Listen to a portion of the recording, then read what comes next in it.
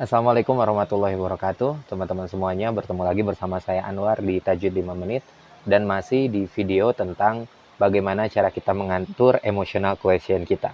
Setelah kemarin kita coba meningkatkan tentang awareness, self awareness kita ya, memahami tentang bagaimana cara kita menghadapi suatu kondisi, menghadapi suatu apa disebutnya menghadapi suatu situasi di dalam kehidupan kita, dan kita coba berfokus pada hal-hal yang dominan yang sering terulang. Dan pada video kali ini kita akan mengajak teman-teman semuanya untuk bagaimana sih uh, cara kita meningkatkan uh, maaf agak lupa tadi. Oh iya, bagaimana cara meningkatkan flow kita. Oke, sebentar ya, mohon maaf. Oke. Bagaimana cara kita meningkatkan berjalan dalam flow kita. Nah, pernahkah kita merasa begitu asik dengan suatu aktivitas sehingga waktu terasa berlalu tanpa kita sadari? Mungkin Anda menjadi begitu asik bermain olahraga gitu ya, atau Anda memiliki fokus seperti laser gitu saat mengerjakan tugas tertentu, seperti membuat produk atau proses baru, atau ketika kita menulis artikel misalnya. Nah, itulah kondisi yang disebut dengan flow, dan setiap orang pasti memiliki flow-nya sendiri. Mungkin ada bagian dari pekerjaan Anda yang membuat Anda begitu asik, bisa berjam-jam berlalu tanpa Anda sadari, dan Anda bahkan tidak menyadarinya. Uh, Ketika kita berbicara tentang mengembangkan kecerdasan emosional, seringkali kita berfokus pada apa yang perlu Anda kembangkan untuk menjadi lebih baik dalam hal mengelola emosi dan cara Anda berinteraksi dengan orang lain. Di sanalah kita perlu untuk fokus ya ketika kita melakukan perbaikan dalam emotional quotient. Namun ada banyak aspek positif yang terkait dengan pengembangan kecerdasan emosional. Dan salah satunya adalah menemukan apa yang disebut dengan flow. Ini adalah bagian dari menemukan self awareness kita, yaitu dalam menemukan flow kita. Pertama, kita coba definisikan apa itu flow gitu ya.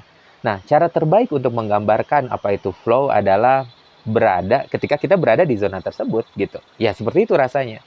Ini adalah praktek yang mengambil bagian dalam aktivitas yang bisa membuat kita merasakan fokus, dan segala gangguan itu menjadi memudar begitu saja di latar belakang kita. Suara tidak terdengar gitu, keributan tidak terdengar. Aktivitas yang memberi Anda perasaan mengalir dan begitu rileks buat Anda. Dan akan ada aktivitas yang sangat Anda nikmati pastinya, sehingga waktu rasanya begitu berhenti. Bekerja dalam flow itu pasti akan terasa begitu mudah dan sangat bermanfaat menurut Anda. Bekerja dalam keadaan flow akan membantu Anda mencapai tingkat kinerja puncak. Dan ini akan membantu Anda meregangkan diri untuk menjadi pribadi yang lebih baik. Hal yang baik tentang bekerja dalam keadaan flow itu seringkali tidak terasa seperti bekerja sama sekali bahkan. Dan Anda mengambil bagian dalam kegiatan yang ya Anda terlibat dalam hal yang memang terbaik menurut Anda. Kemungkinannya adalah Anda pandai dalam aktivitas aliran Anda, jadi masuk akal untuk berusaha fokus pada apa yang Anda kuasai dan memanfaatkannya. Secara emosional, bekerja dalam keadaan flow adalah pengalaman yang positif.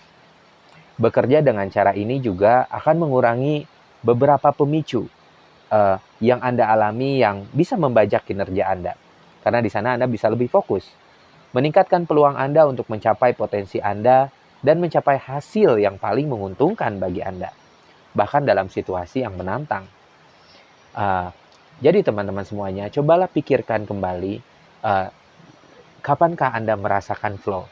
Apabila kita bandingkan dua orang yang menjalankan peran yang sama, satu orang menjalaninya dengan menciptakan rasa flow dalam keseharian ketika menjalankannya, mereka tertantang, tapi ya terasa menyenangkan.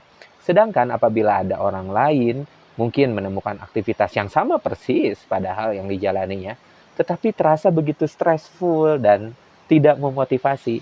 Nah, di sanalah yang disebut dengan flow. Itulah mengapa penting untuk benar-benar memahami apakah flow Anda sebagai individu dan menjalaninya ke dalam kehidupan kerja Anda.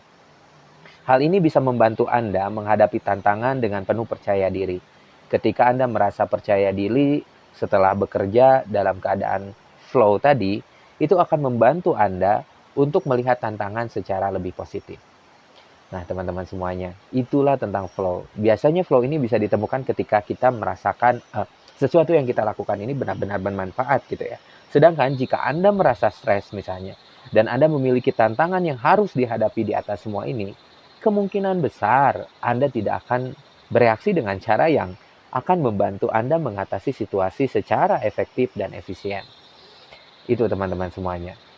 Cobalah untuk menemukan flow Anda. Cobalah menemukan sesuatu yang menurut Anda ya ini sangat